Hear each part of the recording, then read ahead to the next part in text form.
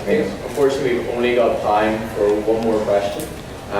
So, Julian, so hands up for just to start. So. Try and speak a bit loud. Is that good? Oh, I think the microphone is on as well. Just, I think, a general comment. I don't expect you guys to answer this, but just a comment. I think we need the Rugby World Cup is a good example of how sports started a process of reconciliation in South Africa, and the sort of games after that, whether it's through rugby, soccer, or cricket, has also tested the progress that we've made. And I think the 2010 World Cup, again, leaving South Africa on the 11th of June, showed us that once again, South Africa rallied behind, Bafana Bafana, and rallied behind South Africa's ability to pull off the World Cup.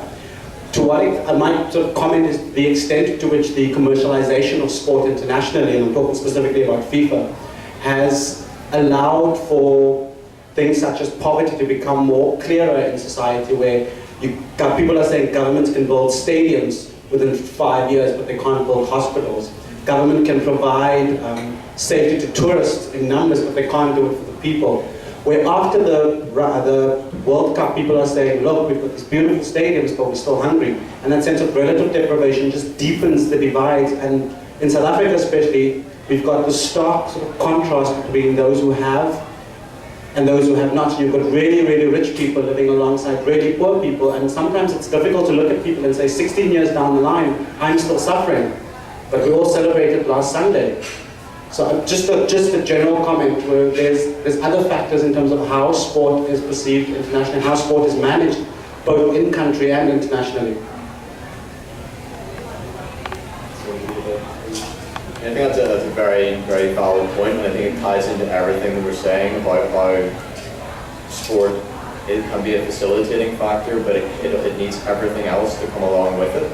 It can bring the sense of a nation, but it perhaps needs to be followed up with more tangible things in other areas as well, or else it can actually alienate. I mean, I'm sure that's something that we've seen in areas that you've worked in as well. And yeah, absolutely. One thing from our experience is working in the Middle East. What you have on one side of the wall that runs through that divides the West Bank from Israel proper is, there's a very stark contrast there between the resources that one side has and the resources that another side has.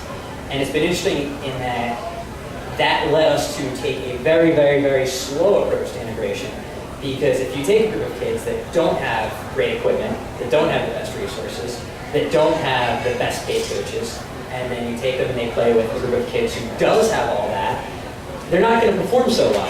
And if they don't perform so well, that's not going to help anyone. That's not going to make anyone feel better. So it goes back to really your point and Jesse's point that it's part of a system. Sport's always going to be part of a system. And it can help change that system, but sorry? If done not right, then it can also fuel the system too. Yes, it can fuel the system. Hopefully, it can change the system for the better. And is that something in the DRC as well? Is it other free communities you speak of? Are any of them more advantaged than the others, or perceived as more advantaged? Is that an issue your organisation will face when it works there, or? They're actually pretty even. Right. We don't actually, that particular issue isn't something that we'll have to face on a regular basis as far as resources. They're pretty evenly non-resourced, unfortunately. But it is interesting to see that there's two main ways sport can be on two different approaches, and one is the commercial competitive aspect, and that approach is not necessarily what's needed when you're talking about reconciliation. And so, especially down on the grassroots, developing level. So NGOs and like-minded organizations have to be very cautious, making sure that they're being very culturally relevant and using the right perspective when they start projects. So otherwise it can be harmful. But hopefully, if done well, then it's very, very, very good. Well, I think from tonight, from the speeches that began tonight, through to the film, and the discussion we've just had, we've seen how sport it's part of the process. It's not the only answer. It can help, it can also hinder.